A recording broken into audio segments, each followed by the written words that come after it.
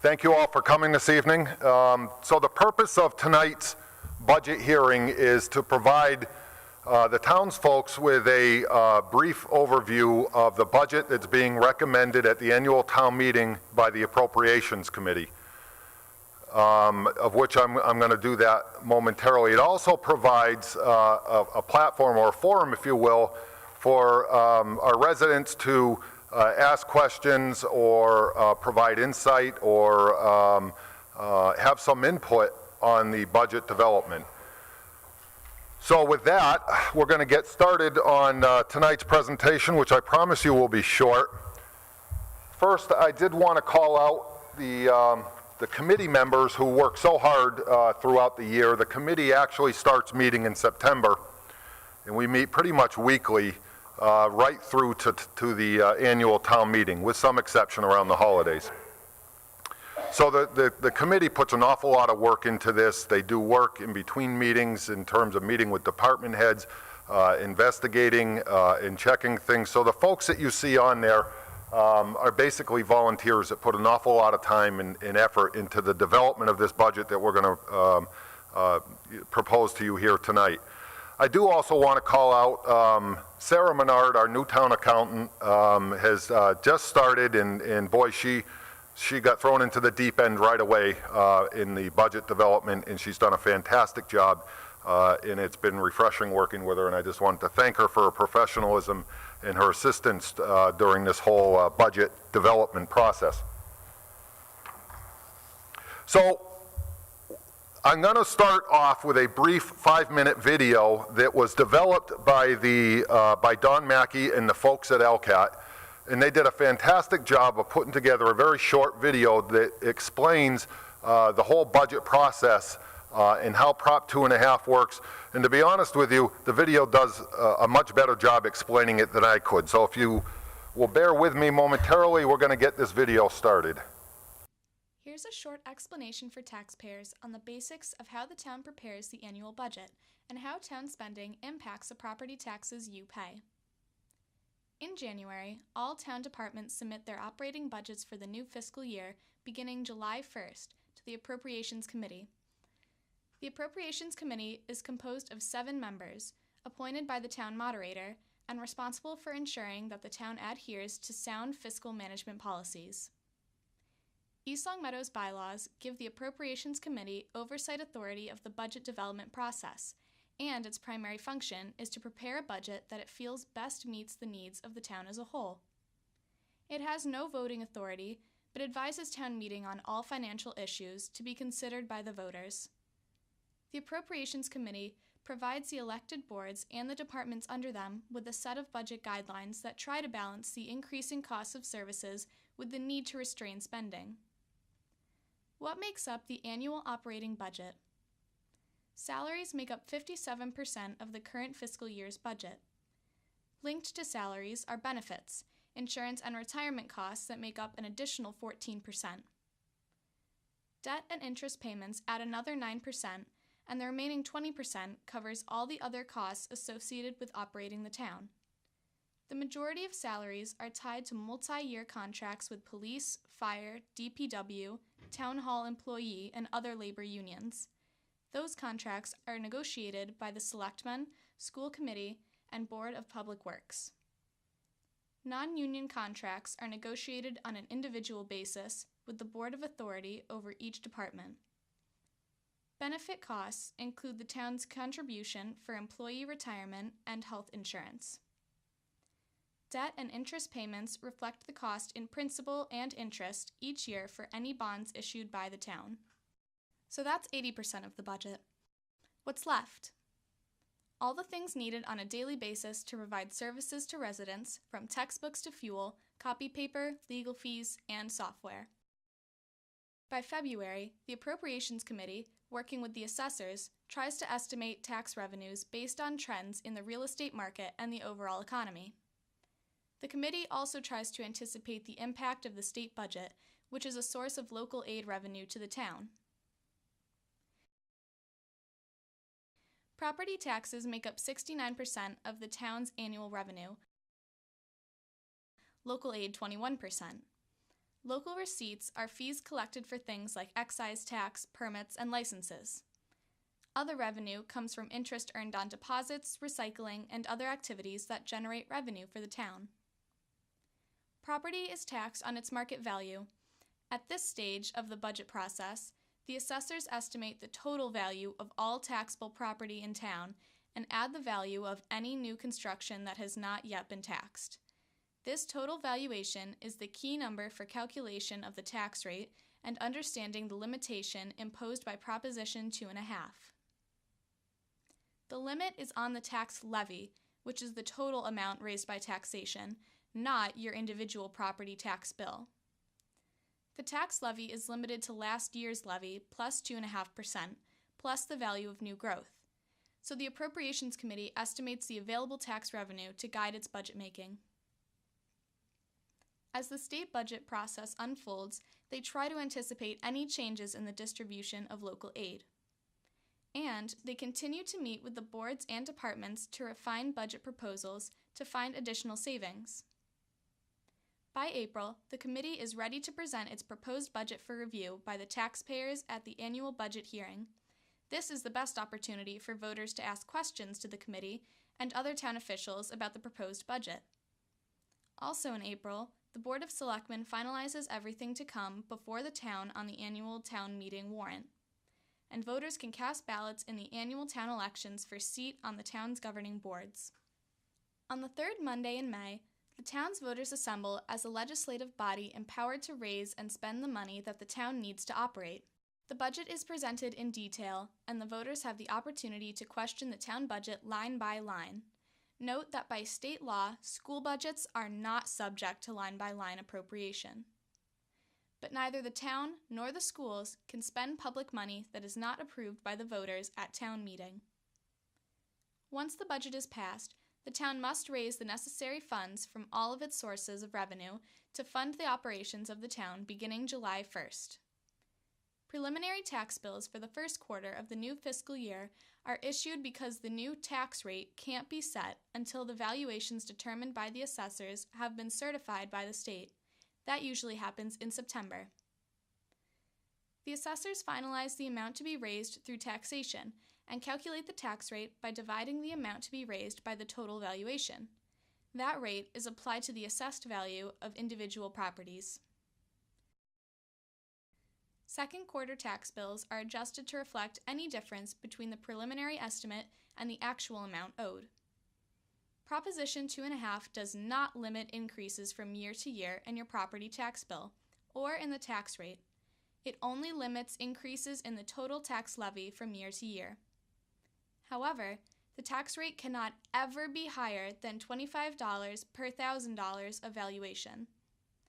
4 things determine the amount your tax bill goes up: your property's value, the tax rate applied to that value, the increase in the demand and the cost of providing town service, and the amount of spending for those increases approved at town meeting. You, the taxpayer, have a voice in the process when you inform yourself and participate at the budget hearing, town meeting, and when you vote responsibly for the issues that affect you.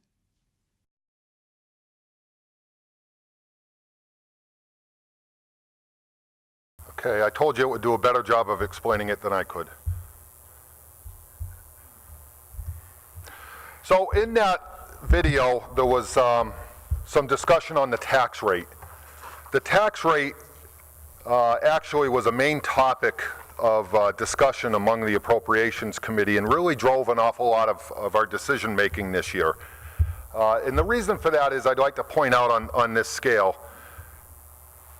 In 2008, when the housing market kind of fell out, and we had some major issues nationwide, our tax rate was at $16.06.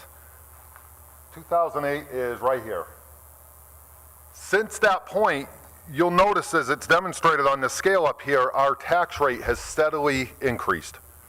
And it's growing ever closer and closer to that $25 per thousand cap. That, trust me when I tell you, is not a place that we want to be. When we reach a $25 per thousand cap, we're done. We're done raising revenues. So no matter how much more it costs in our town, we're out of luck. So part of our job, as we viewed it, is to use sound fiscal management practices to help keep us from getting to that $25 per thousand cap. So why are we getting even closer to that? The answer is quite simple. Since 2008, property values really have not gone up, or they certainly have not gone up at the rate that we grew accustomed to prior to 2008. So the property values are not going up. The only way to make up that money on the tax rate is with the tax rate alone. So if that makes sense to anybody, that's been a concern of the Appropriations Committee, and really drove some of the decisions that we made and some of the recommendations that we're making to the folks in this year's budget. The 2016 fiscal year proposed rate is $21.43. That's an estimate. Obviously, the tax rate is not set by the Appropriations Committee, but it's estimated based on this budget at $21.43. That's up from $16.06 in 2008. Okay, so on the budget, when we look at revenues, as they described in the video that we saw there, the revenues end of things is really quite simple. We have real estate and personal property taxes, the local receipts, state aid. State aid is a combination of the Chapter 70 money that you've heard us refer to frequently, and that is the education, the state's portion of the education, as well as unrestricted local aid and lottery money. Part of our revenues is the MSBA reimbursement, and what that is money that comes from the state for their share that they pay annually for the construction of Birchland Park Middle School. When that bond is paid off, those reimbursements go away. We no longer have them. And then there are some other miscellaneous transfers, which usually come from revolving funds. There's some transfer from the Community Preservation Fund that comes into the general fund to pay the debt on the Community Preservation Fund, and so on. So all that added up is brings us to a $54,257,077 budget. Now, one thing I do want to point out, in our recommendation, the $38 million raised in real estate and personal property taxes is not the maximum levy limit. The budget we are recommending to the community this year does not raise taxes to the full levy limit. In fact, there's in excess of $400,000 of unused levy that we're recommending. Why? To help try to keep that tax rate from going up even more.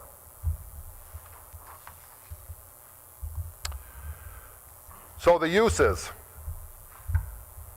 Employee benefits account for almost $8.5 million of our expenses. General government expense, employee benefits are things like retirement contributions, health insurance, workers' comp, those types of expenses. General government expenses, those are trash collection, reserve fund, and legal services, just some of the things that go into the day-to-day operations of the operating of government. Debt services, that's the money that we have to pay for money that we have borrowed. That's the principal and interest on money that we have borrowed, or bonds that we have taken out to pay for larger purchases. Education is about $28 million in our $54 million budget. And I have asked the school committee or the superintendent is going to come up when I'm done and give you an overview of the school department's budget. Public Works, I want to point out on their number up here, it says $3.8 million. I do want to point out that that also contains the utility. They manage the utility costs for the town. So that 3.8 also includes a lot of the utility costs for the buildings. Gas to heat with, electricity, that sort of thing. Public safety is police, fire, animal control, emergency management, all within public safety, and that accounts for about $3.5 million of our expenses.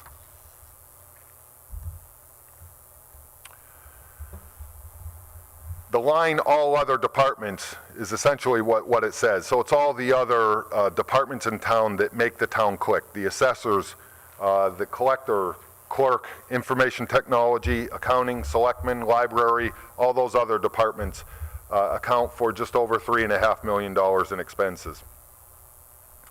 I did put on here this year the snow and ice deficit. Obviously, we had a pretty good winter.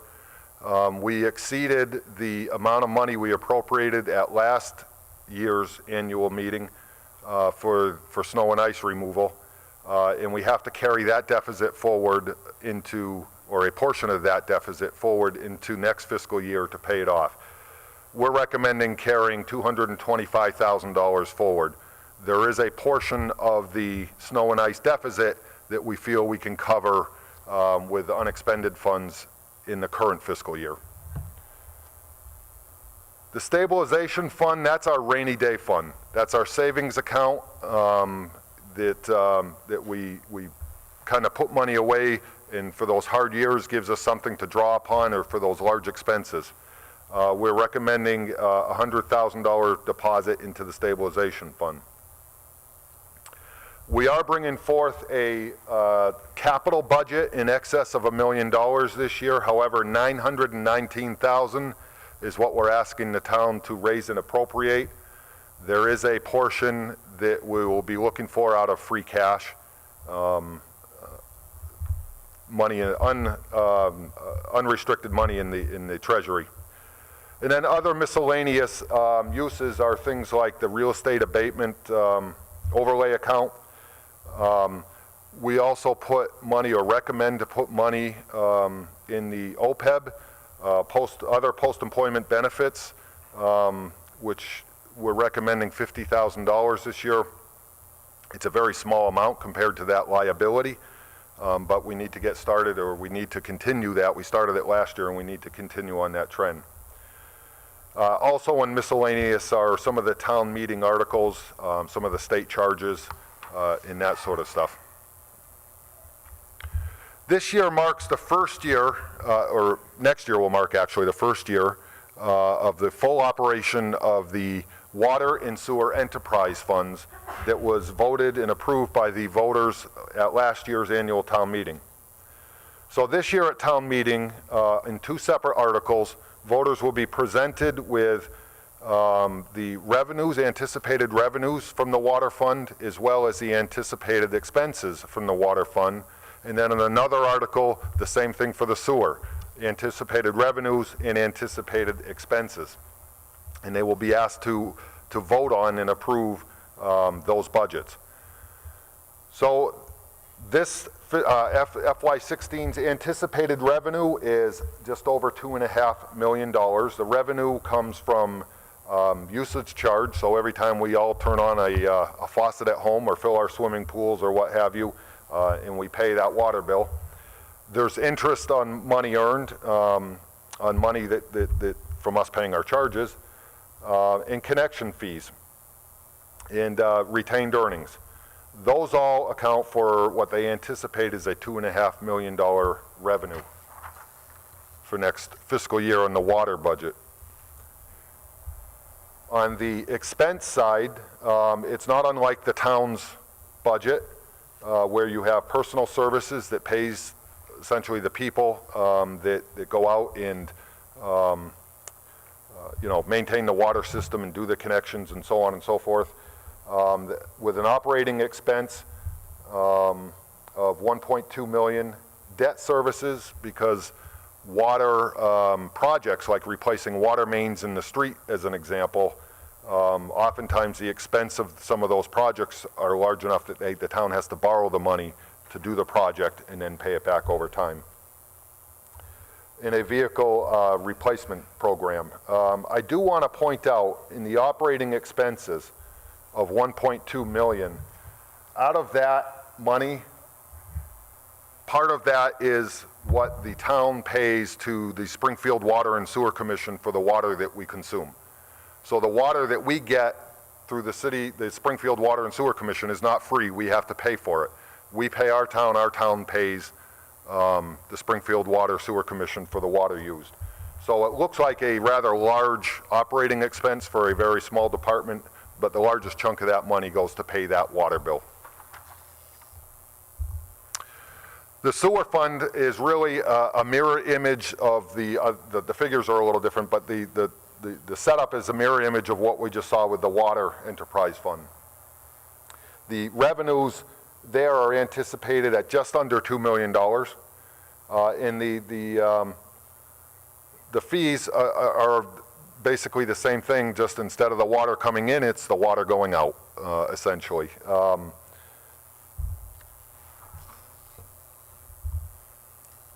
In the expense line here, I would also make the same point that in the operating expenses are the money, is a good chunk of that is the money that's paid out to the Springfield Water and Sewer Commission for the sewer flow that goes over, essentially over to Bondi's Island for processing.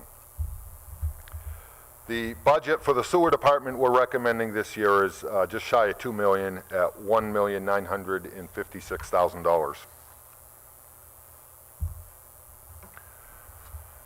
So some of the things that this proposed, I breezed through a $54 million budget rather quickly, but some of the things that this budget includes that's new to this fiscal year is enhanced fire protection by increasing the hours of full-time coverage at the fire department.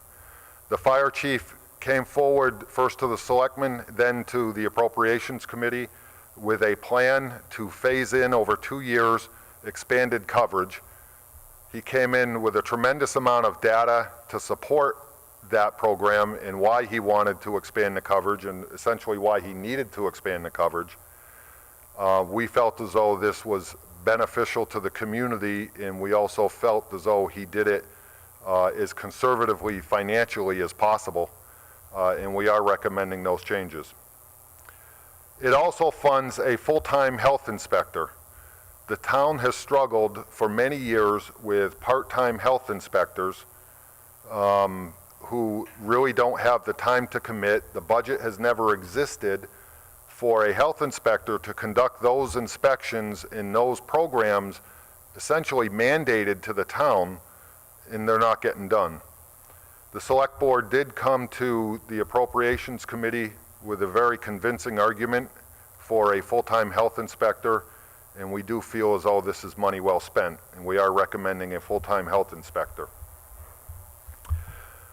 These recommendations also funds almost 2.4 new positions at the high school, or one of the positions, the 0.4, is essentially bringing a part-time position now to full-time.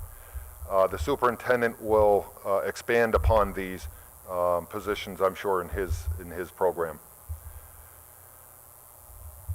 Now, not using the full levy capacity, recommending some expansion in some of the services, and at the same time, we're doing this while maintaining a healthy level of reserves. Essentially, I did the math today, and it's about 6.29% in reserves. This level of reserves is highly recommended by the Department of Revenue, thank you, as well as it's looked at when our bond rating is set for the community. And what our bond rating is essentially the interest rate that we pay when we borrow money or when we take out bonds. So the bond rating agencies such as Moody's and whatnot do look at our reserves. So this budget that we're proposing will maintain a reserve of in excess of 6%, which is a decent level. It uses no free cash to balance any of the annual costs. A few years ago, the Appropriations Committee made the commitment to bring us in line with recommended budget that used no free cash to balance that budget. We feel very strongly that the annual expenses, annual reoccurring expenses, such as operating the departments in town, should not rest on free cash, or essentially free cash as money left over from previous fiscal years. It does, as I talked about earlier, pay down the snow and ice deficit. and it continues to contribute to the town's OPEB liabilities. Some of the things that this proposed budget does not do, as I've already talked about, it does not tax to the full levy capacity. In fact, about 24% of the potential increase is remaining on the table. So that means we are not taxing to the max, as it were. We feel this is important to keeping the tax rate from climbing too high, an important relief needed to the residents of East Long Meadow. In our deliberations this year, we actually brought forth early in the year some recommendations to the Board of Selectmen for further action, of which the board has taken further action. Some of these items will appear on the warrant at the annual town meeting. Those recommendations are to increase the employee health insurance to include deductibles. I guess that's better said as changing the employee health insurance to include deductibles, which we estimate the savings at approximately $100,000 annually. Eliminate the health insurance for part-time elected officials, which under the current program is a savings of about $75,000. However, when you look at the potential that exists, the potential liability to the town, it's huge. And that's something that we were very uncomfortable with that dangling out there. The other item is to adopt the locals meals tax. Now, I do want to say that the Appropriations Committee does not take the recommendation of an additional tax lightly. It was debated, discussed, and ultimately that we came to the decision that it was a small, very small tax, a large portion of it paid by people who come from out of town and eat at establishments in town, and that we were missing out on over $200,000 in revenue each year by not having the local meals tax. Together, all of these recommendations could mean another $385,000 in either savings or increased revenue to the community. So what are some of our budget challenges? Now and in the future, I've spoken a little bit about it tonight. The other post-employment benefits, that liability is huge. And we're trickling $50,000 a year currently from our budget into that liability. And it's a drop in the bucket, quite frankly. It's one of our budget challenges that we really must address at some point in the future with more seriousness than we currently are. The snow and ice removal costs, it's a moving target. If anybody can tell me what next winter is going to bring, you'll be a very popular person because we'll know exactly how much to budget and how to manage it. That provides a challenge when we're talking as much as $350,000 in snow and ice removal. As I alluded to earlier, maintaining that tax rate under the $25 per thousand cap, while at the same time meeting the high demand for services that we have in the community. And then the fluctuation in energy costs. Now, the town has done a fantastic job in energy management systems and in systems in town that help lower those energy costs, but some years we're barely holding our own. The savings are being eaten up by rate increases. That's a challenge to us every year. The next slide really was for questions, but I'm going to ask everybody to hold their questions, if you have any, until the superintendent is done with his presentation, and then we'll be glad to answer any questions that folks may have. Okay, good evening. I'm Gordon Smith, Superintendent of Schools, and we appreciate everyone coming out to give us the opportunity to go through our budget request. I'm joined this evening by members of our school committee and members of our district leadership team. And thank you, Mr. Madison, for introducing me. So as we begin to develop any budget, we look at our 2,700 students, and we look to see how can we stay true to our mission of preparing those students as they go through pre-K through 12 to have the skill set to, as they graduate, to contribute to an ever-increasing global community. So we look at how do we introduce critical thinking, problem solving, collaboration, not only with their peers, but with their teachers, and how do we develop skills where they are communicating effectively in a written and an oral format in all grade levels. And I would be remiss if I didn't say that a school system's budget is the most strategic factor to impact every student and help him or her reach their fullest potential while allowing the district to reach its goals for all its students. And through the years, you see behind me, the town of East Longmeadow has been incredibly supportive in supporting education and the 2,700 students that are in our schools on a daily basis.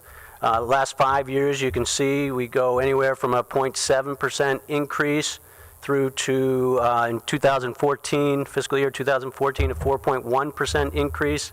And then this year, as we identify student needs, we also want to work with appropriations in the town to make sure we're being fiscally responsible, and we're requesting a 2.1% increase on last year's budget. As we look across our 7 districts in the Lower Pioneer Valley Educational Collaborative, you can see that we're all pretty similar in terms of our per pupil expenditure. East Longmeadow is not the top, but we're in that top 4. Longmeadow right now is at the top of it with its per pupil expenditure at about $14,049. And we're all moving closer to the state average of $14,546. So again, we're balancing the identified needs. How do we continue to support our students and help them achieve and be ready to enter the world as they graduate, while also being fiscally responsible? So as we invest and support as a community our students, what are we seeing? What's the return for all this? Well, the last few years we've had an intense focus on literacy and English language arts instruction. We've introduced instructional coaches that help our teachers and our students around building those skill sets. And we had a very intense focus on open response questions in all content areas. And we're seeing the results. This fall, we saw some pretty incredible results in our state assessment where our students were in all content areas. State assessment looks at English language arts, math, and science, are starting to really achieve some great scores on those open response questions. We also saw our science scores improve across the district. That was something that we had not seen in previous years. And our math scores improved at specific grade levels, but this remains an area of intense focus. Throughout all of our grades, we're looking to have our students gain skills so that when they get to 12th grade, they're ready to move into either the work world or higher education. In doing so, we look for our students to take more rigorous courses as they go up through the grade levels. And last year we had an increase. We had 221 students taking advanced placement exams at the high school, which is pretty incredible. We continue to have a very high graduation rate with 97.4% of our students graduating in 4 years. 85% of the class of 2014 immediately went on to higher education, and our dropout rate remains below 1% at 0.5%. So our students are being supported throughout the grades, and they're remaining to finish. The 97.4%, if you take that out to a 5-year look, goes higher. So our students are remaining and finishing. So as we look to next year, fiscal year 2016, we obviously want to bring our programs that are showing some great results forward and add in a few critical areas. One of the things that East Longmeadow has done and done well is when students with similar disabilities, special education students, we start to possibly have an increase in number, and we think that we can take a program from putting students at an out-of-district placement and bring it back and put together a program in district that's usually more effective and more cost-effective as well, we do that. And so a few years ago, we put together at our Meadowbrook school, our youngest school, pre-K through 2, an intensive special needs program that had great success. And when students were ready to transition to Maple Shade, we expanded that program to the Maple Shade School, hiring staff there. And now, starting next year, we'll have students ready to transition for the first time to Birchland Park Middle School. So in order to do that, we're looking at hiring a licensed severe special needs teacher. So these are students who will transition next year, where if we were to place them in an out-of-district placement, the tuition could be anywhere from $100,000 to $200,000.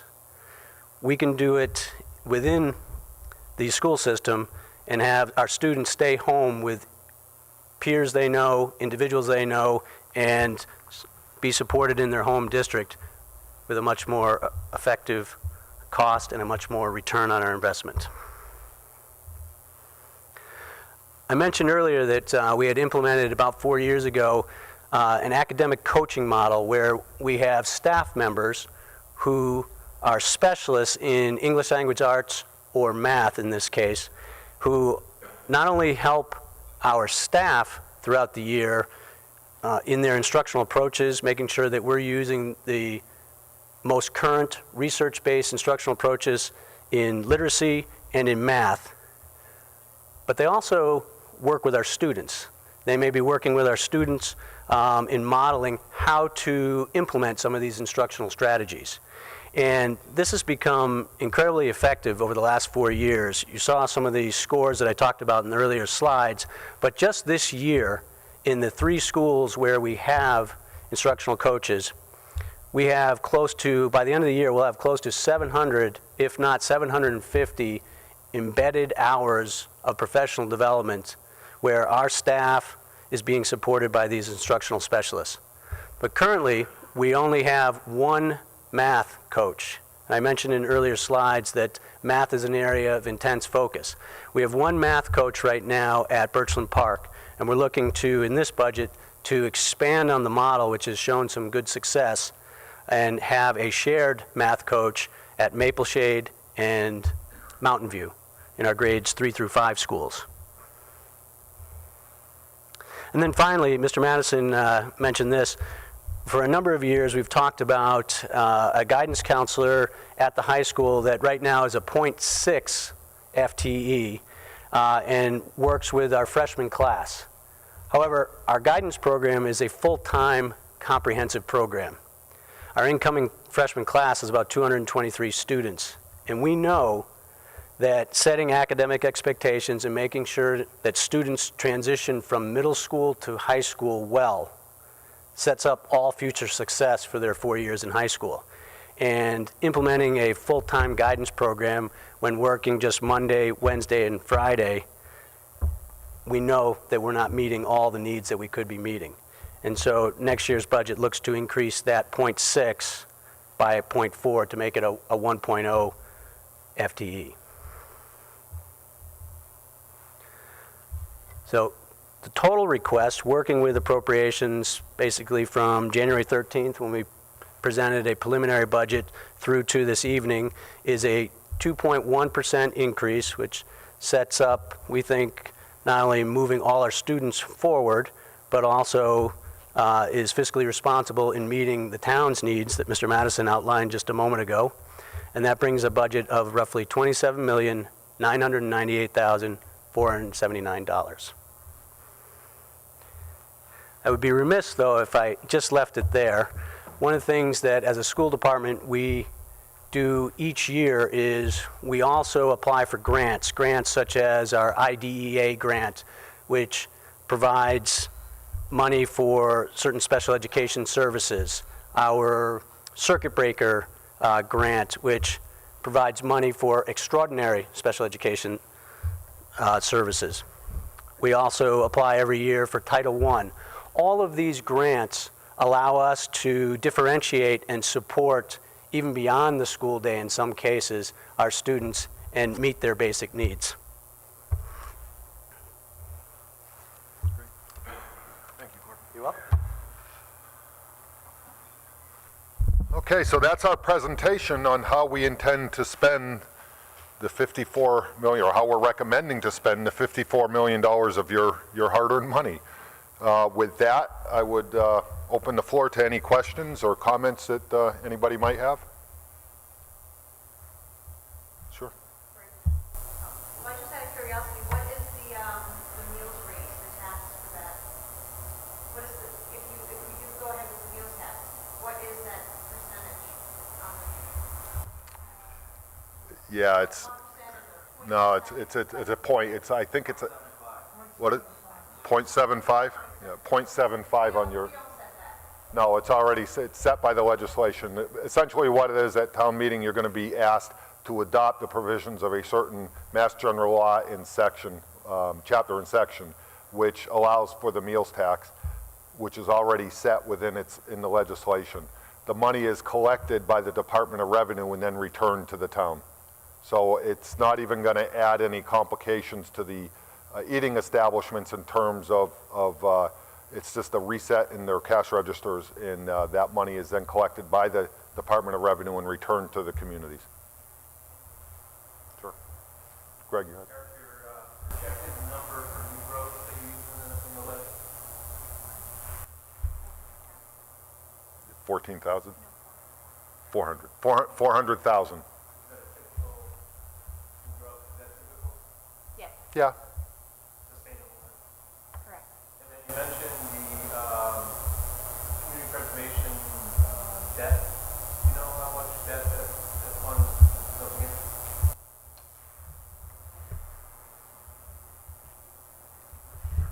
Sorry. You may not have that number.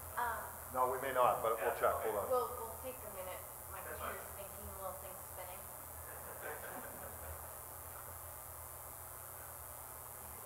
I don't know if anybody from the Community Preservation Commission is here. No, so we'll look it up. Off the top of my head, there's debt that was incurred to pay for the pool. There's debt that was incurred to pay for what's referred to as the Brown property. Those were all through the community preservation funding.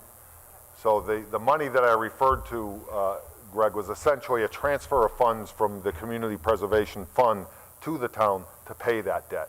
So when that debt is paid, those transfers go away. We don't, the money is only, it's an even trade for the money. No, I get that. Okay. How much debt that fund had against it? Yeah, it's just Okay. those two items. So for the pool, it's currently a bond anticipation note. And so when you see the warrant, you'll see that there's interest for a bond anticipation note. That's what that is. And then the Brown properties, the remaining amount. I think so. Can we bond the whole ground property? Can we bond the whole ground property? I suspect we did, yeah. No, it's Yeah. Mr. Hildreth. You mentioned free cash in the presentation. My question is regarding future capital expenditures for the dam. Now, this could include, I won't say a rumor, but I understand that there's a 7-year prospect of having a different high school. True or false, I don't know really. But is your planning going to include saving up in the free cash for kitty so that when the time comes for the spending of those funds, would we have a kitty that would lower the borrowing cost? I understand in the marketplace now, interest rates are not very favorable when we're investing, like the stock market anyway. But in those cases, I wondered if we're going to be building up in preparation of any major capital expenditures in the next 5 to 7 years. The short answer to, as it relates to very large capital projects like you alluded to, the high school. So the short answer is no. In fact, what our longer-term plans are to budget more efficiently, that we actually have less free cash being turned over every year. Let me explain so that everyone understands exactly what free cash is. Each year, we go and appropriate the town's budget. Money that did not get spent during that budget for a variety of reasons gets turned back, obviously, is still the town's money and gets certified by the state as what we refer to as free cash. And that free cash is simply money that was appropriated in previous fiscal years and then not spent. Now, we can never completely eliminate free cash. Things happen for employees leave partway through the year, you're not paying their salary. There's a variety of reasons why money doesn't get spent. However, when there's large amounts of free cash that get turned back every year, we have been looking at that saying, are we over budgeting? Are we appropriating too much money to start with if it's all getting turned back at the end of the fiscal year? So we've been looking at things with a little bit more fiscally conservative eye in terms of if we don't need to appropriate that much, then we shouldn't be. So we're looking at things a little bit more carefully to make sure that we're not budgeting more in specific lines than we should be, which ultimately will reduce the amount of money that gets turned back as free cash. Does that make sense to you? It does, and I think I used the wrong word when I said free cash. I probably should have said reserve account, because we know these expenses will be coming. We know some of them may be major. If we wait until the time when we built or changed whatever the program was, we could face a major expense. I think I'm going back to depression thinking, save up some gold for the rainy day. And that's what my reason for asking that question. Can we respond by saving to the point in time the expense really occurs so that it will not be an overwhelming burden on the taxpaying community?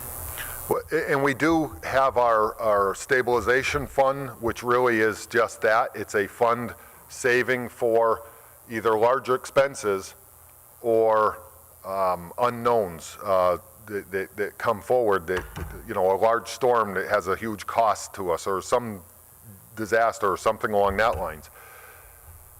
However, that fund in itself sits at about $1.9 million. That certainly is a drop in the bucket if you're talking about an $80 million high school, as an example. So from that perspective, no. And the challenge, Mr. Hildreth, is this. In order to start a savings fund, we need to tax more. So do we want to, do you really want to pay more taxes so that we can put it in a fund, when in fact, when it comes time to build the school, it's certainly nothing, and I'm just using the school as an example. If it comes time to build a large building or something in town, we're certainly not going to pay cash for that. It's going to be a longer term note, typically a 20 or 25 year bond to pay for that over time. So that's the challenge. How do we keep remembering that tax rate? How do we keep that down and still try to do some planning for the future? I can tell you, I haven't been doing this a long time, but I've been doing it long enough to say that the fiscal year process that we currently use, and it's not just us, it's every municipal government, does not lend itself well to long-term fiscal planning. Now, that doesn't mean we don't try, and that doesn't mean that we're not thinking over the long term, but the process simply does not lend itself well to those long-term fiscal planning. Others? Yes, sir. I have a question about human resource consultations or availability. The library had a need for some information on this. We could not find the expertise in the community. And I understand that Warren was at least thought of to provide some of those resources. I wonder what the appropriations committee had dealt with on this matter. So the selectmen did come forth with a proposal to fund a human resources department. So let me preface this comment with in general, the Appropriations Committee strongly supports the establishment of a human resources department in town. We understand that you can't run a $54 million service industry, and that's what we are, a $54 million service industry, without the proper human resources available to the folks that run the town. With that said, the proposal that came before us, we felt lacked the planning and the detail that really needed to go into it for us to recommend that funding for this next fiscal year. We did send it back to the select board, ask them to reevaluate and do a little bit more detailed planning, in that we would even entertain something possibly as early as the fall town meeting. So it's not in this recommended budget, but I can tell you, stand by, that I do believe that a proposal will be before you at some point, because we do agree with you in that it's extremely difficult for all the town departments, particularly with all the mandates on them, to operate on a daily basis without a human resources department, and we feel it's a tremendous liability to the town. So ultimately, I think you will see one established. It is not currently in the proposed budget for the reasons that I just stated. Yes, sir. Earlier, you mentioned the fringe rate was 14% of the total budget. That's how you used it. The fringe rate? The slide used, it's